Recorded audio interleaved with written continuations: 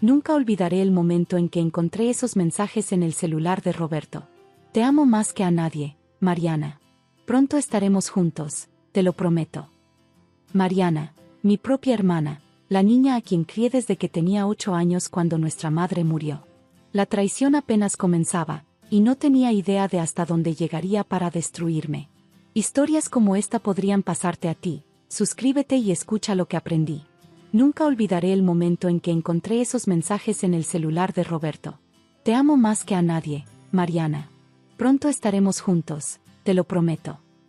Mariana, mi propia hermana, la niña a quien crié desde que tenía 8 años cuando nuestra madre murió. La traición apenas comenzaba, y no tenía idea de hasta dónde llegaría para destruirme. Me llamo Carmen Solís y nací en Morelia, Michoacán. Vengo de una familia sencilla. Mi padre trabajaba como carpintero y mi madre como enfermera. Éramos 3 hermanas, Lucía, la mayor, yo en medio, y Mariana, la pequeña. Nuestra vida cambió drásticamente cuando murió nuestra madre de cáncer.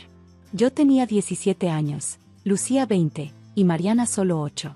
Lucía se fue a la Ciudad de México a estudiar poco después, así que quedamos Mariana, mi padre y yo. Al ser la hermana de en medio, asumí el papel de madre para Mariana. La ayudaba con sus tareas, le preparaba el lunch para la escuela, la consolaba cuando lloraba recordando a mamá. Mi padre trabajaba largas horas para mantenernos, así que prácticamente fui yo quien la crió. Renuncié a una beca universitaria en Guadalajara para quedarme en Morelia y cuidar de mi hermana. En lugar de irme, estudié contabilidad en la universidad local mientras seguía atendiendo a Mariana. No me arrepentía. La quería como si fuera mi propia hija. A los 25 años conocí a Roberto, un ingeniero que llegó de Querétaro para trabajar en un proyecto de construcción. Nos enamoramos rápidamente y nos casamos un año después. Mariana, ya con 16 años, fue mi dama de honor. En la boda, me abrazó llorando y me dijo, gracias por ser mi segunda mamá. Te quiero más que a nadie en el mundo. Roberto aceptó a mi familia como suya. Se llevaba especialmente bien con Mariana, a quien trataba como a una hermana menor. Mi padre falleció 2 años después de mi boda, dejándonos la casa familiar que compartimos los 3, Roberto, Mariana y yo. Decidimos que ella viviría con nosotros hasta terminar sus estudios. Pronto llegaron nuestros hijos, Diego y Sofía. La vida era buena. Roberto prosperaba en su carrera, yo había abierto un pequeño despacho contable que iba creciendo, y Mariana había comenzado a estudiar psicología. Formábamos una familia unida y feliz, o eso creía yo. Los problemas comenzaron de manera sutil. Roberto empezó a trabajar hasta tarde con más frecuencia. Mariana se ofrecía a cuidar a los niños mientras yo atendía a mis clientes. Aparentemente, todo funcionaba a la perfección, pero había algo que no encajaba. Pequeños detalles, miradas que duraban demasiado, conversaciones que se interrumpían cuando yo entraba a la habitación, una nueva distancia emocional con mi esposo. Un domingo, Roberto olvidó su celular en casa cuando salió a correr. Nunca había revisado su teléfono antes, confiaba plenamente en él, pero algo me impulsó a hacerlo esa mañana. Lo que encontré me destrozó, meses de mensajes entre él y Mariana, fotos íntimas, planes para verse a escondidas, declaraciones de amor. La aventura llevaba casi un año. Habían aprovechado cada momento en que yo estaba ocupada con el trabajo o los niños para encontrarse, a veces incluso en nuestra propia casa. La traición me dejó sin aliento, como un golpe físico en el estómago. Cuando regresó Roberto, lo confronté. Tras negarlo inicialmente, finalmente confesó todo. No planeamos que esto pasara, se justificó. Simplemente, sucedió. Mariana es más joven, más libre, me recuerda a ti cuando nos conocimos. ¿Dónde está ella ahora?, pregunté, temblando de rabia y dolor. Le avisé que lo sabías. Fue a casa de una amiga. Le pedí que se fuera de la casa ese mismo día. Necesitaba espacio para pensar, para procesar la magnitud de esta doble traición. Roberto se marchó sin resistirse, quizás aliviado de que la verdad finalmente hubiera salido a la luz. Esa noche, mientras mis hijos dormían ajenos al dolor que desgarraba nuestra familia, Mariana me llamó. Carmen, por favor, déjame explicarte, comenzó. ¿Explicarme qué? ¿Cómo te has estado acostando con mi esposo? ¿Cómo has mirado a mis hijos a la cara mientras destrozabas su familia? Estamos enamorados. No quisimos lastimarte, pero no podemos controlar lo que sentimos. Su voz sonaba diferente, más dura de lo que recordaba. Roberto va a pedir el divorcio. Queremos estar juntos. Después de todo lo que he hecho por ti, así me lo pagas. No todo en la vida se trata de ti, Carmen. Siempre queriendo ser la perfecta, la sacrificada. ¿Nunca pensaste que quizás me asfixiabas con tanto amor? Sus palabras me dejaron helada. ¿Quién era esta persona? No reconocía a la niña que había criado en la mujer cruel que ahora me hablaba. Los meses siguientes fueron un infierno.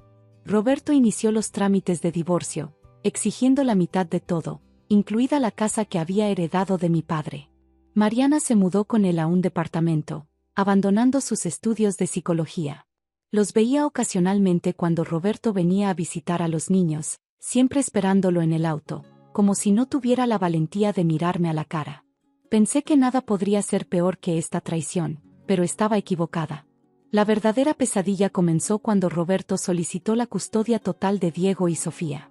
Su argumento me dejó atónita. Según él, yo era emocionalmente inestable, adicta a los ansiolíticos que me habían recetado para sobrellevar la ansiedad tras descubrir su infidelidad, y potencialmente violenta. Presentó como testigo principal a Mariana, quien declaró ante el juez que me había visto maltratar a los niños en múltiples ocasiones. Mi hermana siempre ha tenido problemas para controlar su ira, testificó con una frialdad que me heló la sangre. Desde pequeña ha sido así. Ahora, con el estrés del divorcio, temo por la seguridad de mis sobrinos. Era una mentira tan grande, tan absurda, que pensé que nadie la creería. Pero Mariana era convincente. Sus estudios de psicología le daban un aire de autoridad cuando describía mi supuesto perfil psicológico inestable. Además, Roberto había contratado a uno de los mejores abogados de la ciudad, mientras yo apenas podía permitirme representación legal. El golpe definitivo vino cuando presentaron fotografías de moretones en los brazos de Diego.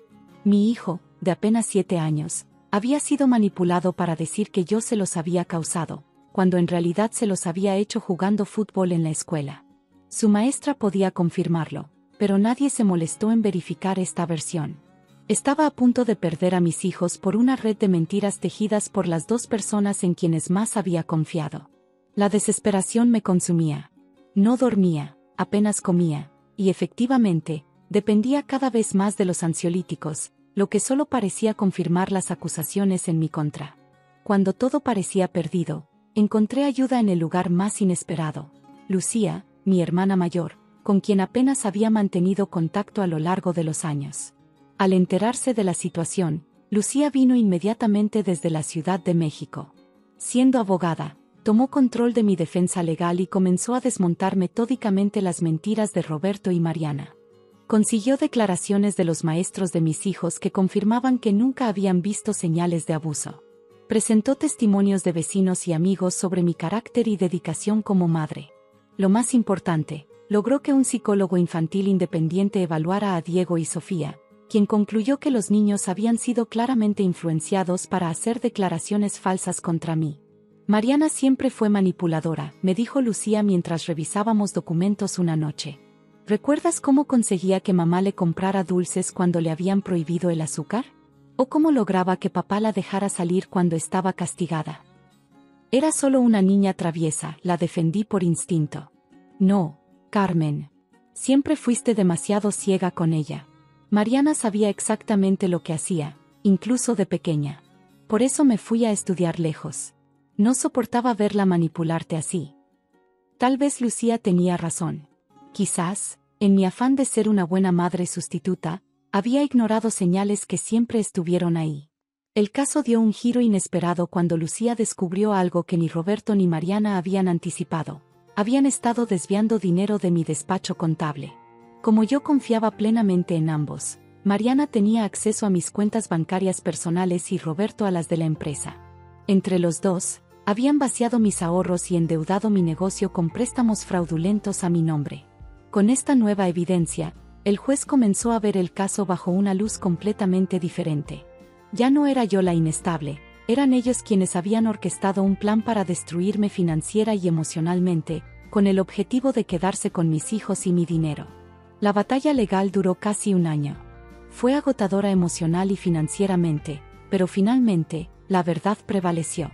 El juez me otorgó la custodia completa de los niños y ordenó a Roberto pagar manutención. También iniciamos acciones legales por el fraude financiero que habían cometido. Roberto y Mariana desaparecieron antes de que pudieran ser procesados por el fraude. Según rumores, se fueron a vivir a Cancún. A veces me pregunto si su relación sobrevivió, si valió la pena todo el daño que causaron. No por venganza, sino por una triste curiosidad sobre cómo las personas pueden justificar acciones tan crueles contra quienes les han amado. Reconstruir nuestras vidas después de semejante traición no ha sido fácil. Los niños quedaron profundamente afectados, especialmente Diego, que se siente culpable por haber testificado contra mí, aunque sabe que fue manipulado. Ambos extrañan a su padre, y sorprendentemente, también a Mariana, quien había sido como una segunda madre para ellos. Lucía se quedó en Morelia para ayudarme. Vendimos la casa familiar, demasiados recuerdos dolorosos, y compramos una más pequeña cerca del colegio de los niños. Poco a poco reconstruí mi despacho contable, aunque la confianza en mis clientes fue más difícil de recuperar que la financiera. Lo más complicado ha sido sanar las heridas emocionales. La traición de Mariana me hizo cuestionar todos mis recuerdos, todas mis relaciones. Si mi propia hermana, a quien dediqué mi vida, pudo hacerme algo así, ¿en quién podía confiar? 2 años después, recibí una carta de Mariana. No contenía disculpas, sino justificaciones. Siempre se había sentido a la sombra de la perfecta Carmen, siempre comparada conmigo y encontrada en falta. Decía que Roberto había sido el primero en mostrar interés en ella por sí misma, no como la hermana de Carmen. Terminaba diciendo que, a pesar de todo, esperaba que algún día pudiera perdonarla. No respondí. No porque guardara rencor, sino porque no había nada que decir. La Mariana que yo creía conocer y amar no existía. La persona que escribió esa carta era una extraña para mí. Hoy, 5 años después, puedo decir que hemos sanado en gran medida. Diego y Sofía son adolescentes saludables y felices, aunque llevan cicatrices invisibles de lo sucedido. Mi relación con Lucía se ha fortalecido. Hemos recuperado los años perdidos y ahora somos no solo hermanas, sino amigas.